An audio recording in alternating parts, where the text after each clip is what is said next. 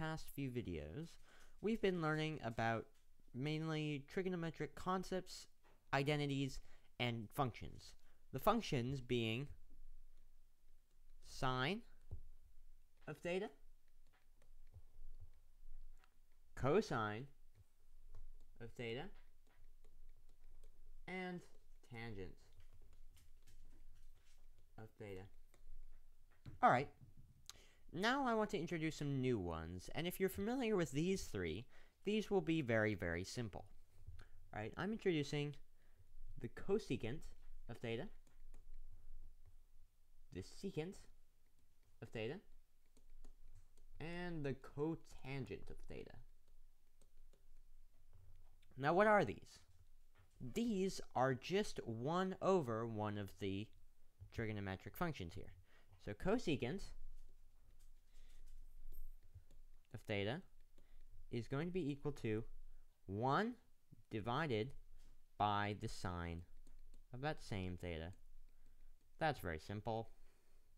And that's, of course, equal to, because sine of theta is equal to opposite over hypotenuse, this will be equal to hypotenuse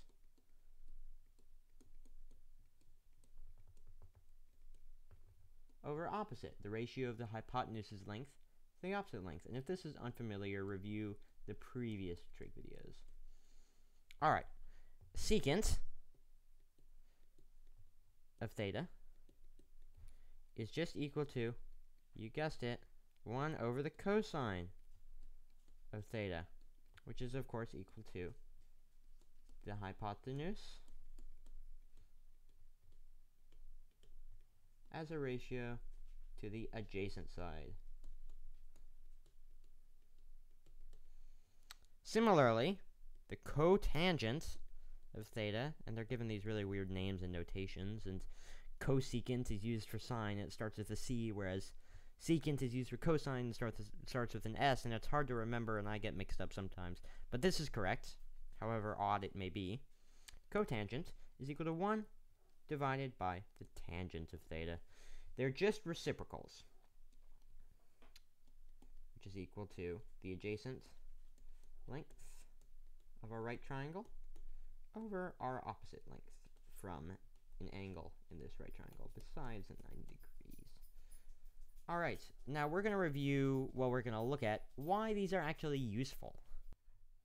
Alright, so let's say we have some right triangle here with angle theta. And we know that this side here is equal to 4. How do we find the hypotenuse? Now, what do we know from a normal trig? Well, you probably know by now that I'll do it here, that the adjacent side, let's call it x,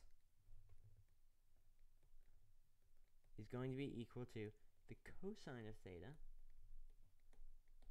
times the hypotenuse. And that's very intuitive. The cosine of theta is just the ratio of x to the hypotenuse. It's just x over the hypotenuse. And then you multiply that times the hypotenuse, so that's equal to adjacent over the hypotenuse, right? And then you multiply times the hypotenuse, those cancel out, and you get x. Alright, so we don't know what h is, though. So how do we solve for h? Well, for one, we can just simplify this equation. We could just say h is equal to x divided by the cosine of theta, right? And what do we call this? What do we call this? Before we get into actually applying numbers, what do we call 1 over the cosine of theta if we say this is equal to x times 1 divided by the cosine of theta? Because it is. Well, that would just be equal to x times the secant of theta. Right? And that makes sense, right? Because secant is really just a ratio of the hypotenuse to the x value. It's what you multiply times the x value to find the hypotenuse. So let's plug in our numbers. Let's say theta is equal to 30 degrees, because that's an easy one. And what would 30 degrees be in radians, do you say? That would be pi over 6.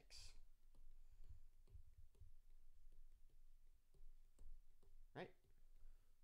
because how many 30s are there on 180?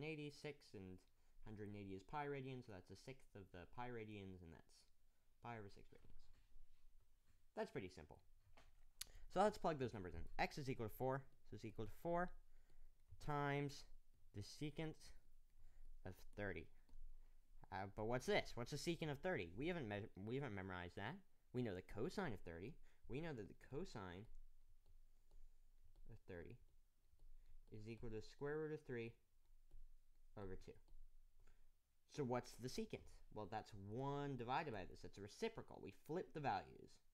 So that's going to be equal to, so the secant is going to be this flipped, right? It's going to be equal to 2 divided by the square root of 3. Or if you're familiar with the other notation, that's going to be 2 times the square root of 3 divided by 3. 2/3 square root of 3. So 4 times 2/3 square root of 3. We solved it.